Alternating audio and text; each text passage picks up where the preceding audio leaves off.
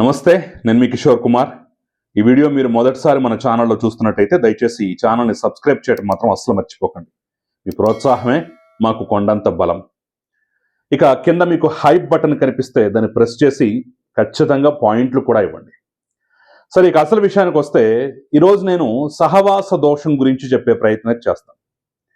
చెడ్డవాళ్లతో సహవాసం చేస్తే ఎలాంటి పరిస్థితులు వస్తాయి, మంచి వాళ్ళు కూడా ఎలా ఇబ్బందులు పడాల్సి వస్తుంది, దాన ధర్మాలు చేసి తమకున్నదాన్ని కూడా పేదవాళ్ళకి పంచిపెట్టేటటువంటి వాళ్ళు కూడా సహవాస దోషం వల్ల ఎన్ని ఇబ్బందులు పడాల్సి వస్తుంది అనేది నేను క్లియర్గా వివరించే ప్రయత్నం చేస్తాను.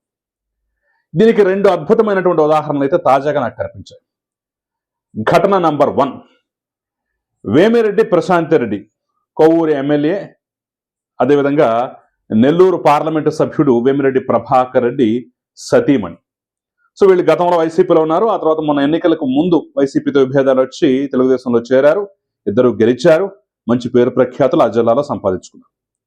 ఇప్పుడు వేమిరెడ్డి ప్రశాంత్ రెడ్డికి సిబిఐ నుంచి నోటీసులు రాబోతున్నాయి, ఆల్రెడీ వచ్చేసాయని చెప్పేసి రకరకాల కథనాలు అయితే వస్తున్నాయి. సిబిఐ నుంచి నోటీసులు ఎందుకంటారా? కల్తీ లడ్డు, కల్తీ నెయ్యి కేసుకు సంబంధించి సిబిఐ నోటీసులు ఇవ్వబోతోంది, లేదంటే ఆల్రెడీ ఇచ్చేసిందని చెప్పేసి కొన్ని కథనాల సారాంశం. అంటే ఈవెన్ కూడా ఆ అంశంలో విచారించేటటువంటి అవకాశం ఉందట. సో ఈ విషయం చంద్రబాబు నాయుడికి ముందే సమాచారం ఉంది, తెలిసింది. ఆయన వేమిరెడ్డి ప్రభాకర్ రెడ్డికి ముందే చెప్పేశారు, ఇలా ఒకవేళ నోటీసులు వస్తే భయపడొద్దు, వాస్తవాలు ఏంటో చెప్పండి, మీరు ఇందులో భయపడాల్సిన, నోటీసులు వచ్చినంత మాత్రాన భయపడాల్సిన అవసరం లేదు, మన తప్పు లేనప్పుడు దేనికి భయపడక్కర్లేదు, వాస్తవాలు ఏంటో చెప్పండి, జరిగినట్టుగా చెప్పండి అని చెప్పేసి కూడా ఆయన చెప్పినట్టుగా తెలుస్తుంది.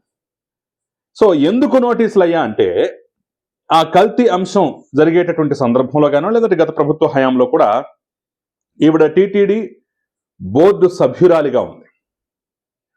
ఇప్పుడు కూడా ఆవిడ అదే పోస్టులో కొనసాగుతోంది. అంటే నూతన ప్రభుత్వం, కూటమి ప్రభుత్వంలో కూడా ఆవిడకి మళ్ళీ టీటీడీ బోర్డులో సభ్యురాలిగా అవకాశం కల్పించింది. గతంలో జగన్మోహన్ రెడ్డి హయాంలో కూడా ఆవిడకి అవకాశం అయితే కల్పించడం జరిగింది. సో సహవాస దోషం ఏ విధంగా ఉంటుందన్నట్టు చెప్పడానికి అద్భుతమైనటువంటి ఉదాహరణ. ఈవిడ ఆ పర్చేజ్ కమిటీకి చైర్మన్ గా ఉంది కాబట్టి ఈవిడని కూడా విచారించాలని చెప్పేసి ఉమ్మడి సిట్, అంటే సిబిఐ ఆధ్వర్యంలో ఏర్పాటు చేసినట్టు, రాష్ట్ర సిబిఐ ఎఫ్ఎస్ఐ అధికారులతో ఏర్పాటు చేసినట్టు ఉమ్మడి సిట్ అయితే నిర్ణయం తీసుకొని నోటీసులు ఇచ్చినారు. ఇక్కడ ఇంకొక అద్భుతమైన పాయింట్ ఏంటంటే, ఈవిడ ప్రమేయం లేకుండా, ఈవిడ పాత్ర లేకుండా, అసలు ఈవిడ దేశంలో లేకుండానే ఈ యొక్క చైర్మన్ గిరి కట్టబెట్టారట. అదొక విచిత్రమైన పాయింట్, అదొక విచిత్రమైన అంశం. సో తప్పు ఎవడు చేసిందా, వేరే వాడు చేశారనేది అప్రస్తుతం. అసలు ఆ చైర్మన్ పోస్ట్ తీసుకోవడమే ఒక విచిత్రంగా జరిగిందట. ఇంతకుముందు ఆ ప్లేస్ లో ఉండేటటువంటి భాస్కర్ రావు అనేటటువంటి సభ్యుడు ఎవరైతే ఉన్నారో అతనికి అధికారులతో విభేదాలు రావటం వల్ల ఆ పోస్టుకు రాజీనామా చేసి ధర్మారెడ్డికి ఇచ్చేసి అక్కడికక్కడే మొహమ్మద్ ఇసిరి కొట్టేసి వెళ్ళిపోయాడట. ఆ సందర్భంలో వైవి సుబ్బారెడ్డి చైర్మన్ హోదాలో అక్కడే ఉన్నాడు. సరే, అతను వెళ్ళిపోయాడు, ప్రశాంత్ రెడ్డికి ఇవ్వండి అని చెప్పేసి ఆయన రికమెండ్ చేస్తే ప్రశాంత్ రెడ్డికి ఇచ్చేశారట. అది ఇచ్చే సమయంలో ఆవిడ ఇండియాలో కూడా లేదట, ఎక్కడో అమెరికాలో ఉందట. ఆవిడకి తెలియకుండానే, ఆవిడ పాత్ర ప్రమేయం లేకుండానే మొత్తానికి ఆ పోస్ట్ అయితే కట్టబెట్టారు. సో మరి అప్పటికున్నటువంటి విధానాలు అదంతా కంటిన్యూ చేయాల్సి వచ్చిన పరిస్థితి, మరి చేసిందో లేదో తెలియదు కానీ మొత్తానికి అక్కడ ఈఓ స్థాయి, చైర్మన్ స్థాయిలో ఉన్నటువంటి వాళ్ళని కాదని కొత్తగా ఈవిడ కట్టబెట్టేదంటూ ఏముండదు. ఇక అతను సంతకం పెట్టింది, అతను వ్యవహరించింది, అతను వ్యవహారాలు మొత్తం ఈవిడ ఖాతాలో పడ్డాయి. అంటే భాస్కర్ రావు అనేటువంటి వ్యక్తి మధ్యలో రాజీనామా చేసి వెళ్ళిపోయిన తర్వాత ఈవిడ ప్రమేయం లేకుండా మొత్తానికి పోస్ట్ ఇచ్చేశారు కాబట్టి ఈవిడ ఖాతాలో పడింది ఇదంతా. ఇప్పుడు నోటీసులు ఇచ్చి విచారణకైతే పిలిపిస్తున్నారట. సో సహవాస దోషం ఏ విధంగా ఉంటుందంటే ఇలా ఉంటుంది. చెడ్డవాళ్లతో సహవాసం చేస్తే ఇలా ఉంటుంది. కాసులకు అకృతికి పడాల్సినటువంటి కుటుంబం కాదది. వేమిరెడ్డి ప్రభాకర్ రెడ్డి దాన ధర్మాలు చేయటంలో ఆయన చేతికి ఎముకలేదని చెప్పేసి నెల్లూరు జిల్లాలో పేరు. ఆయన కొన్ని విద్యా సంస్థలు కూడా నడుపుతున్నాడు. చేతికి ఎముక లేకుండా దానం చేస్తాడనేటువంటి పేరు ప్రఖ్యాతులని ప్రత్యేకంగా నేను చెప్పక్కర్లేదు. ఈ వీడియో చూస్తున్నటువంటి నెల్లూరు వాసులు ఎవరైనా ఉన్నట్టయితే మీకే తెలుసు, మీరు కామెంట్ చేసి కూడా కింద చెప్పొచ్చు వాళ్ళ యొక్క దాన ధర్మాలు, వాళ్ళ యొక్క పేరు ప్రతిష్ట ఏ విధంగా ఉంటాయి. అట్ ద సేమ్ టైం ఈ నెయ్యి కొనుగోలు చేస్తే కేజీకి 25 రూపాయలు లంచం తీసుకోవాల్సిన కర్మ అసలే లేదు. ఆ చిన్నప్పని అనేటటువంటి వ్యక్తికి VPR Vemireddy Prabhakar Reddy YV Subbareddy recommendation మీద, అయ్యా ఇతని పేదవాడు, కుటుంబం గడవట్లేదంట, మరీ ఆర్థిక ఇబ్బందుల్లో ఉన్నాడు, గతంలో నా పిఏగా కూడా పనిచేశాడు, మీరు ఏమైనా సహాయం చేస్తారంటే ఒకసారి 2 సార్లు కొంత డబ్బు కూడా సహాయం చేశాడట. అలాంటిది ఎక్కడో ₹25 ₹20 తీసుకోవాల్సినటువంటి కమిషన్లు తీసుకోవాల్సిన కర్మ అగత్యం లేనటువంటి అసలు ఆ పోస్ట్ రావటమే వాళ్ళ ప్రమేయం లేకుండా అమెరికాలో ఉన్నప్పుడు కట్టబెట్టారట. కానీ సావాసు దోషం కదా, మరి తప్పదు కదా, భారం మొయ్యాలి కదా, పాపం మొయ్యాలి కదా. గత ప్రభుత్వ హయాంలో మీరు ఉన్నందుకు, అక్కడ తప్పు జరిగినందుకు, ఆ బోర్డులో ఉన్నందుకు ఈవిని కూడా రేపు పిలిచి విచారించేటటువంటి అవకాశం అయితే చాలా స్పష్టంగా కనిపిస్తుంది. ఇది సావాసు దోషం నంబర్ 1. ఇక సావాసు దోషం నంబర్ 2, కల్తీ లెక్కర కేసుకు సంబంధించి అద్దేపల్లి జనార్దన్ రావుని మరొకసారి ఎక్సైజ్ అధికారులు విచారించినటువంటి క్రమంలో ఆయన నెత్తినోరు బాదుకుని ఒకటే విషయం చెప్పాడు. అక్కడ కూడా కేవలం సావాసు దోషం మాత్రమే కనిపిస్తుంది విచిత్రంగా.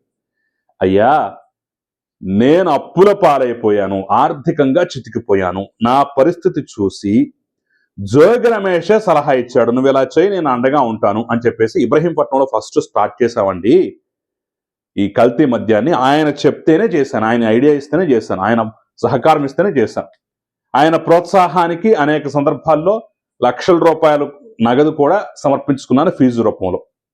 కాబట్టి నాకు ఏ పాపం తెలియదు, ఆయన చెప్పాడు, నేను చేసింది నేనే కాదంట్లా, బట్ ఆయన చెప్తే నేను చేశాను, ఆయన సలహా ఇస్తే నేను చేశాను.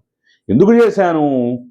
నేను అప్పుల పాలైపోయాను, ఆర్థికంగా చితికిపోయాను, నేను బయటపడాలంటే ఏం మార్గం ఉంది అని వెతుకుతున్న క్రమంలో ఆయనే పిలిచి సలహా ఇచ్చాడు. నువ్వు చితికిపోయావు కదా, ఇలా చేయ అబ్బాయి, మీ తమ్ముడు ఉన్నాడు కదా, ఇద్దరు చేయండి, వెనకాల నేను ఉంటాను, ఏమన్నా పెట్టుబడి కావాలంటే పెడతాను, ఇందుట్లో బాగా డబ్బు వచ్చిందంటే మీరు ఆఫ్రికా వెళ్ళిపోయి అక్కడ వ్యాపారం కూడా పెట్టుకోవచ్చు, ఎందుకు ఈ బాధ అని చెప్పేసి ఆయన వైసీపీ హయాంలోనే ప్రోత్సహించి ఇబ్రహీంపట్నంలో మా చేత తయారు చేయించాడు. ఇప్పుడు ఫ్రెష్గా కూటమి ప్రభుత్వం మీద బురద జల్లేందుకు మొలకల చెరువులో, ఈ కూటమి ప్రభుత్వం వచ్చిన తర్వాత ఆయన చెప్తేనే మొలకల చెరువులో వెళ్ళి మేము ఈ యొక్క కల్తీ వ్యాపారం, కల్తీ లెక్కర్ తయారీ అనేది ప్రారంభించాము. దీని మీద బురద జల్లేటటువంటి క్రమంలో మమ్మల్ని కూడా ఇరికించి మమ్మల్ని కూడా పట్టించాడు. అసలు సూత్రధారి పాత్రధారి జోగి రమేష్ అని చెప్పేసి కొండ బదులు కొట్టేశాడు. సో సావాస దోషం అనేది ఎంత దారుణంగా ఉంటుంది, చెడ్డవాళ్లతో సావాసం చేస్తే ఎంత దారుణంగా ఉంటుందని చెప్పడానికి ఇది రెండో ఉదాహరణ. ఆర్థికంగా చితికిపోతే ఏం చేయాలి? నువ్వు సాయం చేయాలి, వేరే వేరే ఉపాధి మార్గాలు చూపించాలి. ఇలాంటి తప్పుడు పనుల కల్తీ లెక్కర్ తయారు చేయి, నేను చూసుకుంటాను అని చెప్పేసి ప్రభుత్వం ఉన్నప్పుడేమో కల్తీ లెక్కర్ ప్రోత్సాహం, ప్రభుత్వం పోయిన తర్వాత కొత్త ప్రభుత్వం మీద బురద చల్లడానికి మళ్ళీ వాళ్ళని ట్రంప్ కార్డులు వినియోగించుకోవడం. పోనీ ఇంత చేసిన తర్వాత నీకు లక్షల లక్షలు డబ్బులు ఇచ్చిన తర్వాత నువ్వేం చేసావు? ఫైనల్గా వాళ్ళని ఇరికిచ్చి, ఇదిగో చూసారా కల్తీ మద్యం ఇలా ఉంది అని చెప్పేసి, ఏరులై పారుతుందని చెప్పేసి వాళ్ళని ఇరికిచ్చి ప్రభుత్వం మీద బురద చల్లే ప్రయత్నం చేశావు. ఇదేంట్రా బాబు, చెప్పింది నువ్వు, చేయించింది నువ్వు కదా, ఇప్పుడు నువ్వే ఇరికిస్తే మేమేమే పోవాలని చెప్పేసి వాళ్ళు లబ్బోదివ్వమంట మొత్తుకుంటూ ఈరోజు అప్రూవర్లుగా మారినటువంటి పరిస్థితి. ఇదే మహాప్రభువు నిజం అని చెప్పేసి అప్రూవర్గా మారినటువంటి పరిస్థితి.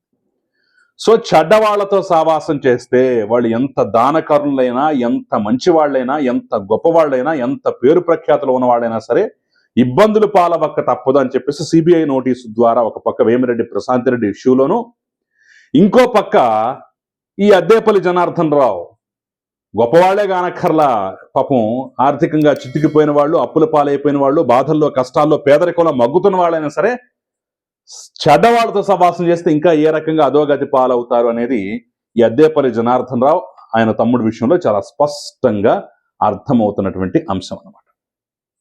కాబట్టి మనం ఎవరితో సావాసం చేస్తున్నాం అనేది కరెక్ట్గా మన స్నేహితులను ఎంచుకోకపోతే ఇలాంటి ఇబ్బందులు వస్తాయి. ముఖ్యంగా రాజకీయాల్లో ఈ సావాస దోషం అనేది ఏదో రోజు ఇబ్బంది పెట్టక తప్పదు, ఎవరినో వాళ్ళని ఇబ్బంది పెట్టక తప్పదు. చెడ్డవాళ్ళతో సావాసం చేస్తే వాళ్ళతో అంటగాగితే ఈ రోజు కాకపోయినా రేపైనా సరే ఇబ్బందులు పాలవక తప్పదు. ఆడు దుర్మార్గుడైనటువంటి రాజకీయ నాయకుడిని నమ్ముకున్నా కానీ ఇబ్బందులు పాలు కాక తప్పదు అని చెప్పేసి ఈ రెండు ఉదాహరణల ద్వారా చాలా చాలా క్లియర్గా తెలుస్తున్నటువంటి పరిస్థితి. సో మరి దీన్ని బట్టి మీకేమర్థమైంది, మీరేమనుకుంటున్నారని నాకు ఫస్ట్ కమెంట్ రూపంలో తెలియజేసేటటువంటి ప్రయత్నం అయితే చేయండి. Thank you very much. ఈ వీడియో మీకు నచ్చినట్లయితే లైక్ చేయండి, 10 మందికి షేర్ చేయండి, మన ఛానల్ని సబ్స్క్రైబ్ చేయడం మాత్రం అస్సలు మర్చిపోకండి. మీ అభిప్రాయం ఏదన్నా సరే నిర్భయంగా సరైన భాషలో, సక్రమమైన భాషలో నా కింద కమెంట్ రూపంలో తెలపండి. Thank you very much.